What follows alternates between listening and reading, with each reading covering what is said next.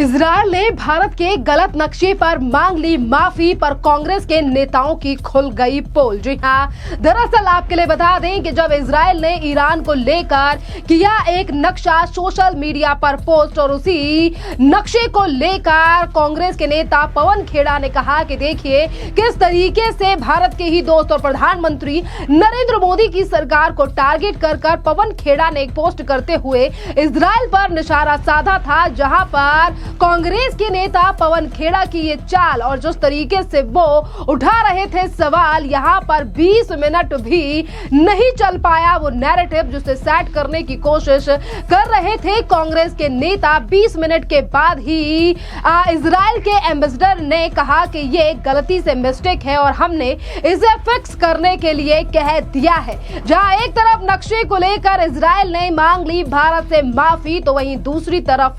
कांग्रेस के नेता पवन खेड़ा की खुल गई पोल। और इसी बीच पवन खेड़ा कांग्रेस के राहुल गांधी और सोनिया गांधी को लेकर बीच जनता ने कर दी मांग कि एक तरफ इजरायल के ऊपर सवाल उठाने वाली खुद कांग्रेस आखिरकार कब मांगेगी माफी, जब कर्नाटका में तमाम होर्डिंग बैनर लगाए जा रहे हैं और इसी में भारत के नक्शे में नहीं दिखाया गया है जम्मू कश्मीर के एरिया को और पीओके के एरिया को तो बिल्कुल ही हटा दिया गया है। तो इन गलतियों को लेकर आखिरकार राहुल गांधी, सोनिया गांधी और पवन खेड़ा जैसे नेता आखिरकार कब माफी मांगेंगे, जो इजरायल के एक पोस्ट को लेकर इस तरीके से सवाल उठा रहे हैं। देखिए खैर, कांग्रेस जिस तरीके से हमेशा ही भारत को लेकर सवाल खड़े करने की कोशिश करता है और भारत सरकार और भारत जिस इजरायल के साथ कंधे से कंधा मिलाकर खड़ा हुआ है, आज किस तरीके से यही कांग्रेस के नेता आज इस पर लगातार सवाल खड़े कर रहे हैं। पर आपके लिए बता दें कि कांग्रेस के नेता पवन खेड़ा की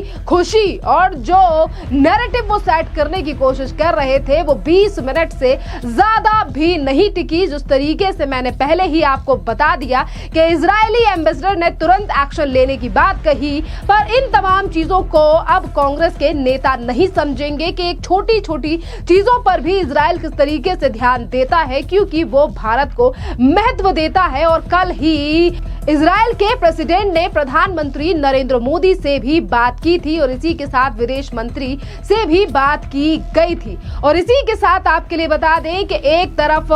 तो ये तमाम लोग हैं जो लगातार इस तरीके के सवाल उठाते हैं, भारत की कूटनीतिक जीत और कूटनीतिक जीत हो या फिर कूटनीतिक रिश्ते हो, उन पर भी यही कांग्रेसी सवाल उठाते हैं। खैर, इसी के साथ अगर हम बात करें इजरायल और ईरान के कॉन्फ्लिक्ट की, तो देखिए जिस तरीके से कई महीनों पहले ईरान ने इजरायल के ऊपर बड़ा हमला किया था। खैर, इजरायल ने उस समय पर बचाव अपने देश का कर लिया था, पर अभी कुछ दिन पहले जिस तरीके से, यानी कि परसों की ही बात है, जब इजरायल ने बड़ा हमला ईरान के ऊपर किया, रिटेलिएट किया और जहां पर कई आतंकवादियों के साथ कई सेना के मुख्य सचिव भी मारे गए ईरान में, जिसको लेकर अब क्या क्या कंडीशन है, किस तरीके से अमेरिका ने भी ईरान को लेकर यूएन में बड़ा बयान दे दिया है और क्या क्या चीजें इसके चलते हो सकती हैं, कितना प्रभाव इस पर ग्लोबल राजनीति पर भी पड़ेगा, इस पर आप बयान सुनिए महेश सचदेवा, जो कि एक पूर्व डिप्लोमेट है। ये परिस्थिति कल सुबह 3:30 बजे लोकल टाइम के हिसाब से ईरान पर इजरायली वायुसेना के हमले से संबंधित है और उस शुरुआत में 200 से ज़्यादा इजरायली वायुसेना के विमान, 100 से ज़्यादा ईरानियन जो लक्ष्य थे उनको उन पर हमला करने में सफल रहे। साथ ही ये भी रिपोर्ट आई हैं कि वे और इजराइल की और रक्षा और गुप्तचर संस्थाओं ने ईरान के 3 बड़े कमांडर्स की हत्या कर दी है और 6 न्यूक्लियाई वैज्ञानिकों पर भी मार दिया गया है। साथ ही ये भी बताया जा रहा है कि नांस में जो ईरान का न्यूक्लियाई संस्थान है उसको काफ़ी क्षति पहुंची है और उसमें जो भूमि के ऊपर संस्थान था उसको नष्ट कर दिया गया है, लेकिन भूमि के नीचे जो संस्थान था उस पर अभी इजराइल का कोई हमला नहीं हुआ है। इजराइल के पास ईरान के पास और भी न्यूक्लियाई संस्थान हैं जिसको कि लगता है कि इजराइल जिनको ध्वस्त करने के लिए आमादा होगा। और ये देखना होगा कि तीसरा दिन आज जब हो रहा है तो ये युद्ध किस तरफ जाता है। दूसरी ओर ईरान ने बदले की कार्रवाई में इजराइल के ऊपर अपने मिसाइलों से और ड्रोन से हमले किए हैं और इन हमलों में जैसा अभी टीवी में खबरें आ रही हैं इजराइल की काफ़ी क्षति हुई है और कम से कम 3 लोगों के मारे जाने का समाचार भी आ चुका है। तो ये लगता है कि ये जैसे को तैसा की कार्रवाइयाँ जो शुरू हुई हैं ये आगे भी बढ़ सकती हैं और चिंता का ये विषय होगा कि ये युद्ध विस्तृत हो जाएगा और सिर्फ न्यूक्लियाई या सैनिक प्रतिष्ठानों या व्यक्तियों तक ही सीमित नहीं रहेगा और नागरिकों को भी इसका खामियाजा भुगतना पड़ेगा। दूसरा जो इसका परिणाम हो सकता है वो ये कि ईरान ने ये वायदा किया था कि वो अमेरिका के हितों को नहीं बख्शेगा क्योंकि अमेरिका इजराइल की मदद कर रहा है। अमेरिका ने ईरान को चेतावनी दी है कल संयुक्त राष्ट्र सुरक्षा परिषद में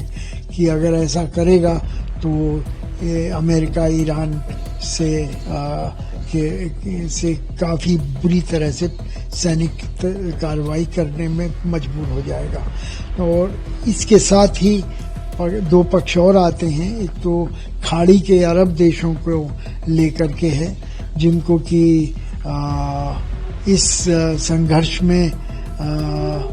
अंततोगत्वा शायद शरीक होना पड़े इस तरह से कि ईरान शायद उनके ऊपर दबाव बनाने की कोशिश करेगा। दूसरी ओर अगर तेल के दाम में जो वृद्धि हुई है 10% की पिछले इस युद्ध के कुछ घंटों में वो अगर जारी रखते रहती है तो विश्वव्यापी मंदी के आसार हो जाएंगे जिससे कि खाड़ी के देशों को खास तौर पर और तेल उत्पादकों को और निर्यातकों को आमतौर पर घाटे का सामना करना पड़ेगा। आपने पूर्व डिप्लोमेट और एम्बेसडर का बयान सुना है और उन्होंने तमाम चीजों पर अपनी बात रखी है कि किस तरीके से ईरान के द्वारा अमेरिका के खिलाफ दिए गए बयानबाजी और वहीं दूसरी तरफ इजराइल के ऊपर किए गए हमले पर आखिरकार क्या क्या एक्शन आगे की तरफ हो सकता है और क्या इसका फर्क ग्लोबल यानी कि पूरे विश्व भर के ऊपर पड़ेगा। इसी के साथ आपके लिए बता दें कि इजराइल और हमास का कॉन्फ्लिक्ट अभी 2-3 साल से चल रहा है। जब से 7 अक्टूबर को हमास के आतंकवादियों ने इजराइल के ऊपर हमला किया था तब से ही लगातार इजराइल हमले और आतंकवादियों को निशाना बना रहा है। और इसी के साथ आपके लिए बता दें कि जो इजराइल अपने दुश्मनों से घिरा हुआ देश है लगातार दुश्मन देशों में से उसके ऊपर कोई न कोई हमला करता रहता है और उसका रिटेलिएशन के द्वारा जवाब भी इजराइल के द्वारा दिया जाता है। पिछले दिनों यानी कि 2 दिन पहले की ही बात है जब इजराइल ने ईरान के ऊपर बड़ा हमला किया और यमन के 3 ड्रोन को उड़ा दिया गया। यूएन ने भी कहा बहुत हो गया तनाव, अब हम हमले रोकने का समय। इजराइल के प्रधानमंत्री बेंजामिन नेतन्याहू ने कहा है कि ईरान के परमाणु कार्यक्रम के खिलाफ बड़े पैमाने पर सैन्य हमलों की अनुमति 6 महीने पहले नवंबर 2024 में दे दी गई थी और शुरुआत में इन्हें अप्रैल 2025 के लिए निर्धारित किया गया था। इन हमलों को ऑपरेशन राइजिंग लॉयन का नाम दिया गया है। इजराइल इजराइल के द्वारा। और आपके लिए बता दें कि ईरान में परमाणु स्थलों को निशाना बनाकर इजरायली हमलों के बाद तनाव अब काफी ज्यादा बढ़ गया है। जानकारी जो अब लगातार सामने आ रही है वो ये है कि इस हमले में ईरान के 78 लोगों की मौत हुई है, जहां यानी कि जो हमला इजराइल के द्वारा किया गया है, और जबकि 332 से ज्यादा लोग ईरान में घायल हुए हैं। वहीं ईरान की जवाबी कार्रवाई जो अब कल रात को हुई है इजराइल के ऊपर, वहां पर बेंजामिन नेतन्याहू ने साफ कहा है कि उनकी ओर से हमला जारी रहेगा और ईरान की तरफ से जो परमाणु स्थल को निशाना बनाया जाएगा। बता दें कि इजराइल ने इस वहल में ईरानी परमाणु स्थल पर हमला किया है और इस हमले पर ईरान ने भी जवाबी कार्रवाई की है और ईरान की दागी गई मिसाइलों में 2 इजरायली लोगों की मौत भी हो गई है। पर आपके लिए बता दें कि इजराइल के प्रधानमंत्री बेंजामिन नेतन्याहू ने सीधे तौर पर कहा है कि ईरान के परमाणु कार्यक्रम के खिलाफ बड़े पैमानों पर सैन्य हमलों और अनुमति 6 महीने पहले ही हमने ले ली है और हमारी तरफ से हमले जारी रहेंगे। देखिए, ये जो युद्ध अब शुरू हो चुका है, जो कई सालों से चल रहा है, इसके चलते ग्लोबल और जो वैश्विक राजनीति है इस पर भी काफी ज्यादा असर पड़ा है। इसी के साथ ये भी चीजें सामने आ रही हैं कि इजराइल अपने आप को डटे रहने के लिए, क्योंकि इजराइल के ऊपर ही लगातार इन तमाम देशों के द्वारा हमला किया जा रहा है, जिसका बदला और डटकर सामना इजराइल के द्वारा किया जा रहा है।